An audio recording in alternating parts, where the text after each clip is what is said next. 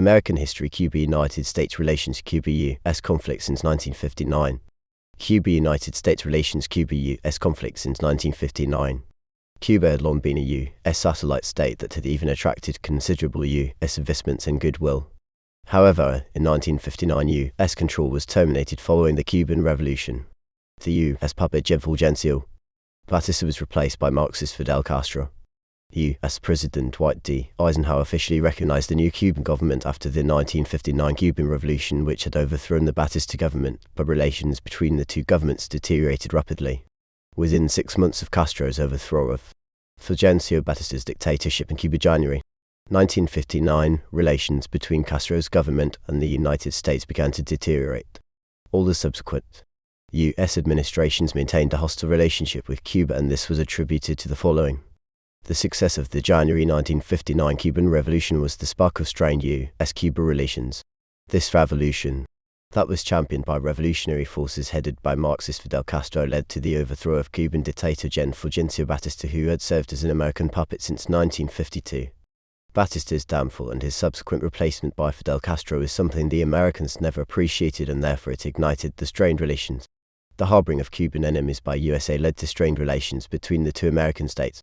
In the aftermath of the Cuban Revolution, the U.S. government under President Dwight D. Eisenhower and subsequent administrations accommodated Cuban fugitives who continuously disturbed Cuba. For instance, the famous Brigade 2506, comprising of ex-soldiers of Jim Batista, were among those who based in USA to carry out military attacks on Cuba, thus causing strained relations between the two states. The introduction of socialism in Cuba also caused the strained relations. Cuban leader Fidel Castro introduced sweeping reforms that rapidly transformed the island into a formidable socialist state. For instance, one-party system was ushered in. Nationalization of private enterprises was carried out, among others. The U.S. government condemned such moves, and thus relations were strained. Cuba's close ties with the Soviet Union angered USA, leading to strained relations. The Castro administration turned USSR into its closest ally in all aspects. For instance, the Soviet Union replaced USA as Cuba's main trade partner that supplied petroleum, among other imports. Diplomatic relations also flourished between Cuba and USSR. The USA, as a capitalist godfather, was so much angered by the close Cuba-Soviet relations. The nationalization of assets owned by American citizens in the aftermath of the 1959 revolution bred tension between USA and Cuba. The Cuban National Institute for Agrarian Reform took control of 383 private-run businesses on 14 October 1959, and on 25 October a further 166 U.S. companies operating in Cuba had their premises seized and nationalized, including Coca-Cola and Sears Roebuck banks and sugar mills. The nationalization drive automatically translated into heavy losses to American nationals, to which the U.S. government responded bitterly by imposing economic sanctions on Cuba, thus causing strained relations. The U.S. support to internal dissidents against the Fidel Castro administration also led to the tension. Castro himself often accused the United States of trying to undermine his government.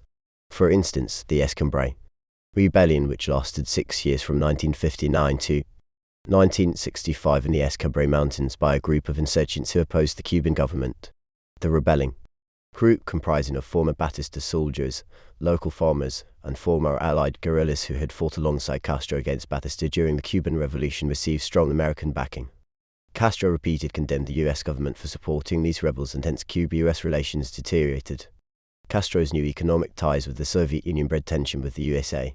Castro's government ordered the country's oil refineries, then controlled by U.S. corporations such as Esso, Standard Oil, and Anglo-Dutch Shell, to process crude oil purchased from the Soviet Union, but under pressure from the U.S. government, these companies refused.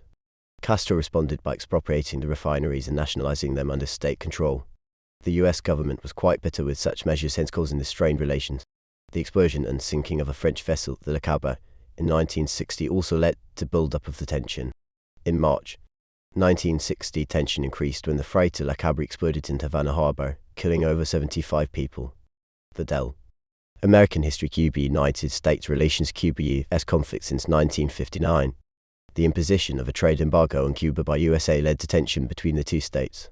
On 13 October 1960, the U.S. government prohibited the majority of exports to Cuba, the exceptions being medicines and certain foodstuffs, marking the start of an economic embargo. The U.S. also stopped buying Cuban sugar and refused to supply Cuba with the much-needed oil, leading to Cuba turning to the Soviet Union for petroleum. By 19 October 1960, the U.S. Eisenhower administration had prohibited all exports to Cuba. Consequently, Cuba began to consolidate trade relations with the USSR, leading the U.S. to break off all remaining official diplomatic relations. The breakdown of diplomatic relations between the two countries also led to hostility. Towards the end of 1960, U.S. diplomats Edwin L. Sweet and William G. Friedman were arrested and expelled from Cuba on accusations of encouraging terrorist acts, granting asylum, financing subversive publications, and smuggling weapons. January 1961, the U.S. withdrew diplomatic recognition of the Cuban government and closed the embassy in Havana. In 1963, travel and financial transactions by U.S. citizens with Cuba was also prohibited. With the end of diplomatic relations, Cuba-U.S. tension was heightened. The Bay of Pigs incident of April 1961 was a major cause of strained relations between Cuba and USA.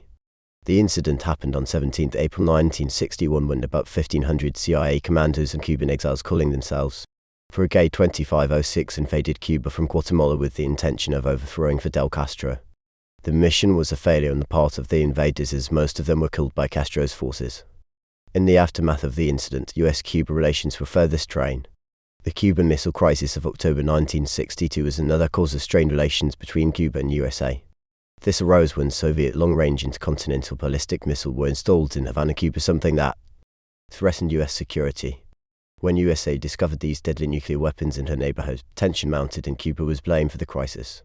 The isolation and eventual expulsion of Cuba from the Organization of American States (OAS) led to Cuba-U.S. hostility. First, in August 1960, a meeting of the OAS held in Costa Rica, the U.S. Secretary of State Christian Huerta publicly proclaimed that Castro's administration was following the Bolshevik pattern by instituting a single-party political system, imposing governmental control of trade unions, suppressing civil liberties, and removing freedom of speech and freedom of the press. He called on other OAS members to condemn the Cuban government for its breach of human rights. Then later, following the Cuban Missile Crisis of 1962, the U.S. again convinced OAS members to expel Cuba, which they did, and as a result, Cuba-U.S. tension increased. The Guantanamo dispute of 1964, or Cuba's embrace of American political dissidents such as Black Panther leaders who took refuge in Cuba during the 1960s, also led to strained Cuba-U.S. relations. The attempt by the CIA to assassinate Fidel Castro caused Cuba-U.S. tension. In August 1960, the CIA contacted the Cosa Nostra in Chicago with the intention to draft the simultaneous assassination of Fidel Castro, Raúl Castro, and Che Guevara. Efforts to murder Castro officially commenced in 1960. Some of the methods that the CIA attempted to use to murder Castro included poison pills, an exploding seashell, and a planned gift of a diving suit contaminated with toxins. More traditional ways of assassinating Castro were also planned, such as elimination via high-powered rifles with telescopic sights. Much as the assassination mission did not succeed, once it was uncovered, it strained relations between the two states. The launch of U.S. Operation Mongoose was another cause of the strained relations between Cuba and USA. This operation was designed during the J.F. Kennedy administration to deal with the Bay of Pigs invasion failed to do, i.e., remove the communist Castro regime from power in Cuba. Developed by the CIA and the Department of Defense under the direction of Edward Lansdale, Operation Mongoose constituted a multiplicity of coordinated plans of political, psychological, military, sabotage, and intelligence operations, as well as proposed assassination attempts on key political leaders, including Castro. Monthly components of the operation were to be set in place to destabilize the communist regime, including the publication of anti-Castro propaganda. Castro's intelligence network was able to learn of the operation, and hence more tension developed. The launching of Operation Northwoods escalated the Cuba-U.S. hostility. This was a covert operation that proposed attacks on main and U.S. targets, hijackings and assaults on Cuban refugee boats to generate U.S. public support for military action against the Cuban government.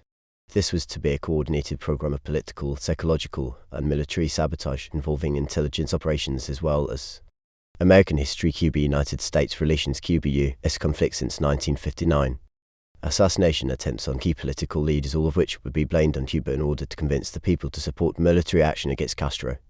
Such secret plans were eventually exposed, causing strained relations between Cuba and USA. The Bay of Pigs invasion of 1961. The Bay of Pigs invasion was a failed landing operation on the southwestern coast of Cuba in 1961 by Cuban exiles who opposed Fidel Castro's Cuban Revolution. Covertly financed and directed by the U.S. government, the operation took place at the height of the Cold War, and its failure led to major shifts in international relations between Cuba, the United States, and the Soviet Union. The invasion that took place on 17 April 1961 was organized by some 1,500 Cuban exiles who called themselves Brigade 2506 and U.S. CIA commandos. Jose Mario Cardona led the anti-Castro Cuban exiles in the United States. a former member of Castro's government.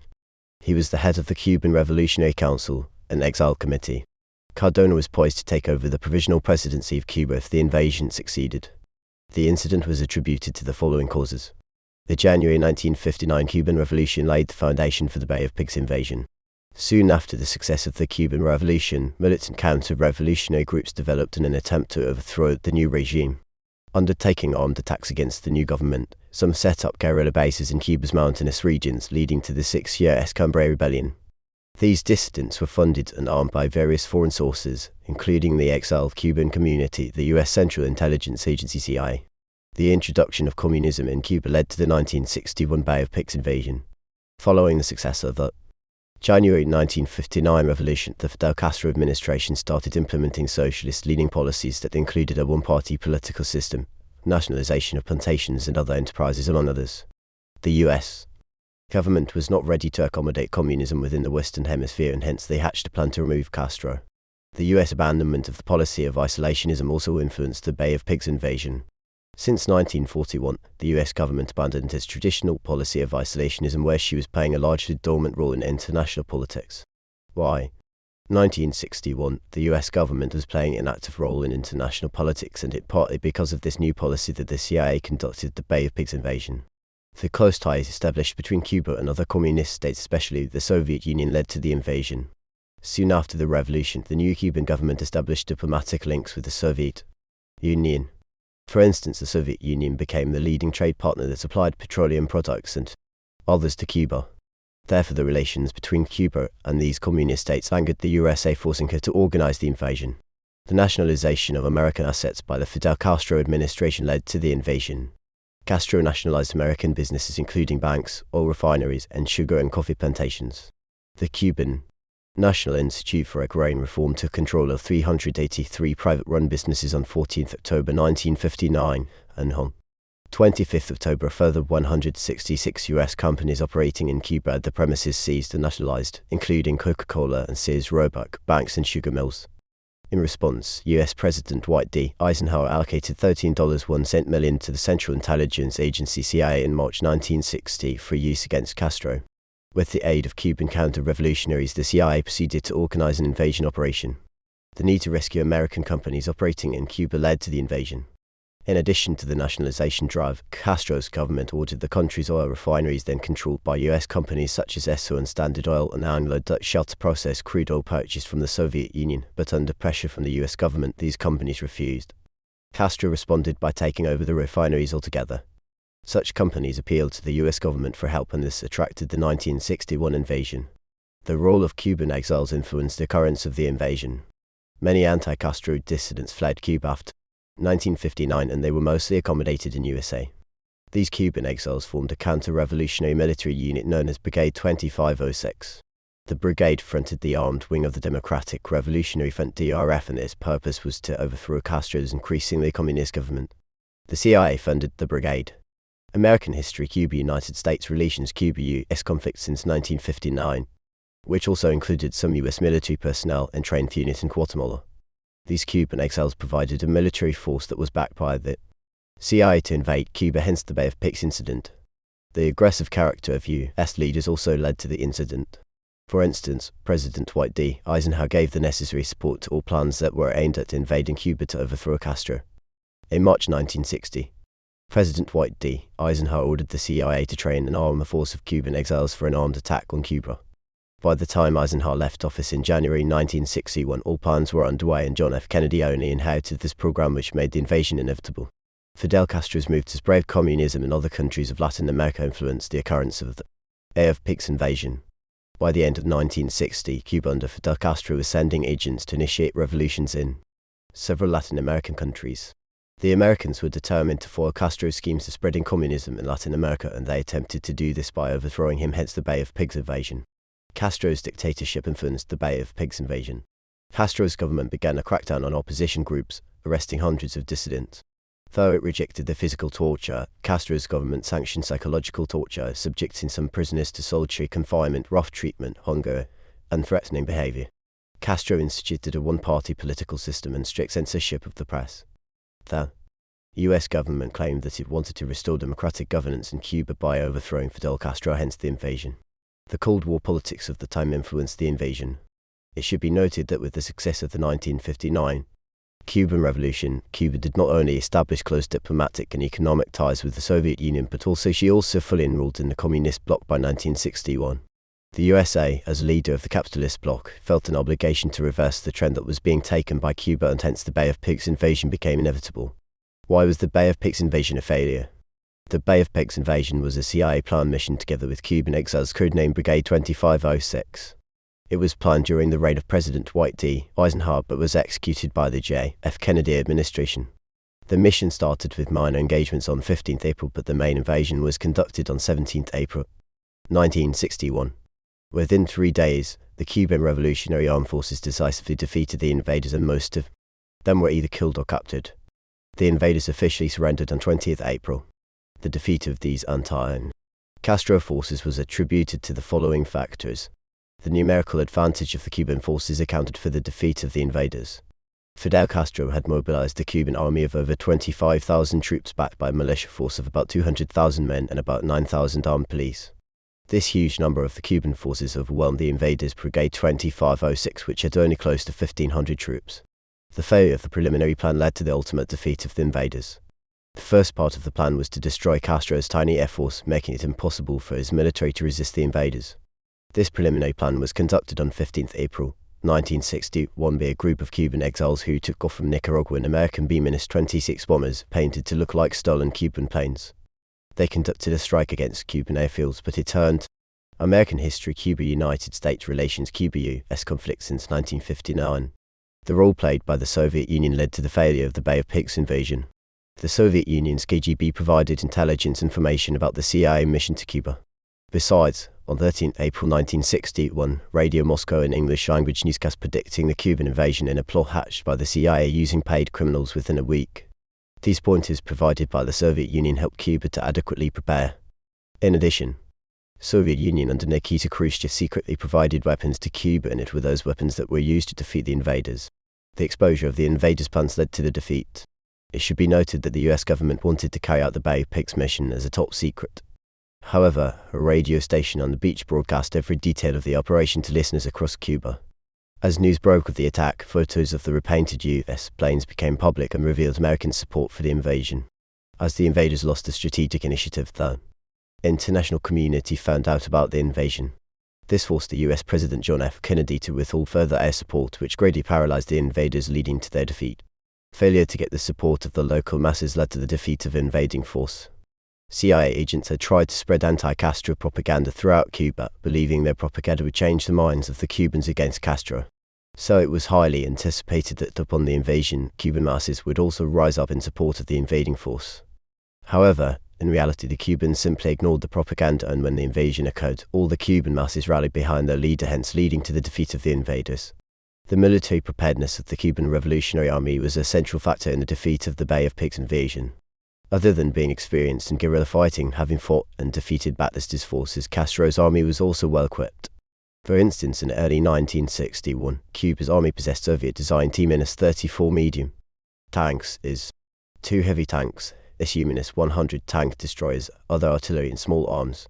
The Cuban Air Force armed inventory included B-26 Invader light bombers, Hawker Sea Fury fighters, and Lockheed T-33 jets, all inherited from the Cuban Air Force of the Batista government. Therefore, with such capacity, the Cuban army found it easy to decisively defeat the invaders. The tactical errors committed by the invading force also cost them victory. The CIA used obsolete World War II B-26 bombers and painted them to look like Cuban Air Force planes. Backup paratroopers landed in the wrong place. The bombers missed many of their targets and left most of Castro's air force intact. The geographical location of the Bay of Pigs partly led to the failure of the mission. The site was a remote swampy area on the southern coast of Cuba. There were unexpected coral reefs that sank some of the exiles' ships as they pulled into shore. Besides, the landing site was also 80 miles from Escambray Mountains, where the invaders would get reinforcement from other anti-Castro rebels. In addition, the invasion coincided with bad weather that hampered the ground force and made it easy for the Castro forces to emerge victorious. Effects of the Bay of Pigs invasion. The invasion ended disastrously in the defeat of invaders. Brigade 2506 and its CIA backers were militarily defeated within 3 days of the invasion. They officially surrendered on 20th April 1961. Most of the invading counter-revolutionary troops were publicly interrogated and put into Cuban prisons. The failed mission tarnished the image of the Central Intelligence Agency CIA in the USA. The mission was supposed to be a top secret, but everything was messed up and exposed, leading to its failure. This impacted negatively on CIA directors e.t. CIA Director Allen Dulles, CIA Deputy Charles Cable, and Deputy Director. American history Cuba-United States relations Cuba-U.S. conflict since 1959. The invasion eventually led to the Cuban Missile Crisis of 1962. In the aftermath of the Bay of Pigs incident, Fidel Castro sought closer ties with the Soviet Union under Nikita Khrushchev. He sought for protection from the Soviet Union, which was granted in form of long-range nuclear intercontinental ballistic missiles ICBM, which were installed in Havana in 1962. When the USA learnt of the presence of these missiles, there was tension that came to be known as the Cuban Missile Crisis. The disaster at the Bay of Pigs compelled the US government to initiate a secret plan against Fidel Castro. For instance, the Kennedy administration initiated Operation Mongoose, a plan to sabotage and destabilize the Cuban government and economy, which also included the possibility of assassinating Castro. Nevertheless, such plans did not register much success. The failure of the invasion undermined the image of President Kennedy, much as he just inherited the plan from the Eisenhower administration. Its failure made Kennedy look weak and inexperienced in front of the entire world. Major leaks in US intelligence services showed more weakness. The Bay of Pigs incident intensified the Cold War in the 1960s. The failed US invasion compelled Cuba to fully enroll in the communist camp. Fidel Castro became a leading advocate for international communism, which widened the rift between communists and capitalists. It led to the capture and arrest of many of the invaders by the Cuban forces. The brigade's over 1,000 prisoners remained in captivity for 20 months. Later, the United States negotiated a deal with Fidel Castro to release them. Attorney General Robert F. Kennedy made personal pleas for contributions from pharmaceutical companies and baby food manufacturers, and Castro eventually settled on $53 million worth of baby food and medicine in exchange for the prisoners. On 23 December 1962, just 2 months after the end of the Cuban Missile Crisis, a plane containing the first group of freed prisoners landed in the United States. Note for the Cuban Missile Crisis of 1962, refer to Section B of this book, The Cuban Thaw.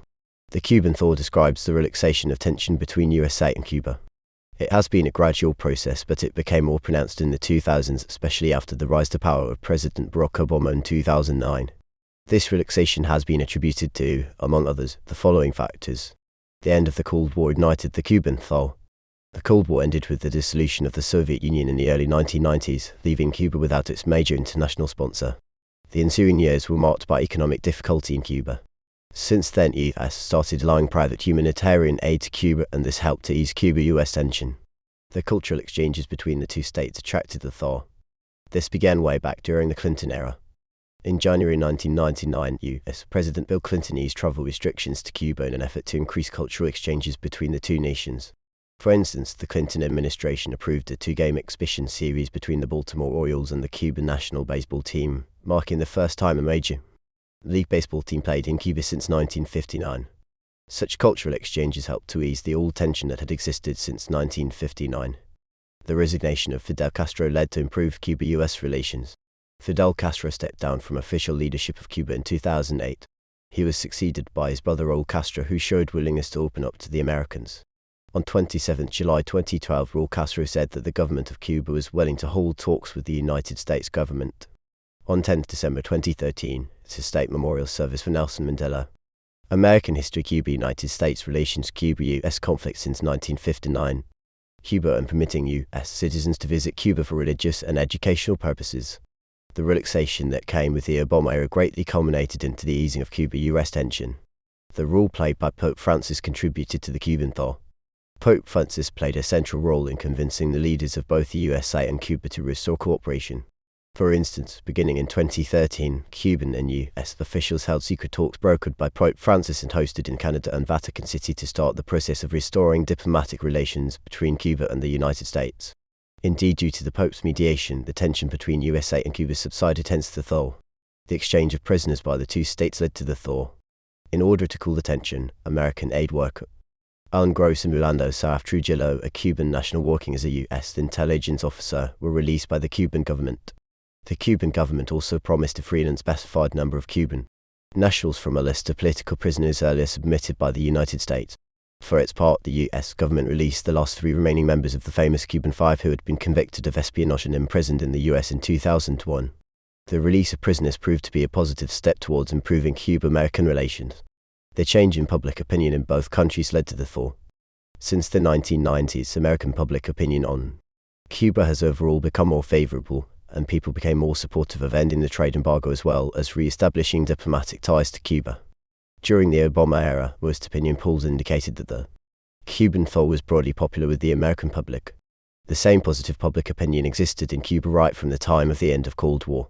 The removal of travel restrictions to Cuba by the U.S. government led to the Cuban thaw. Under new rules implemented by the Obama administration, restrictions on travel by Americans to Cuba were significantly relaxed by January 2015. In August 2016, JetBlue Flight 387 landed in Santa Clara, becoming the first direct commercial flight to travel between the two countries since the early 1960s.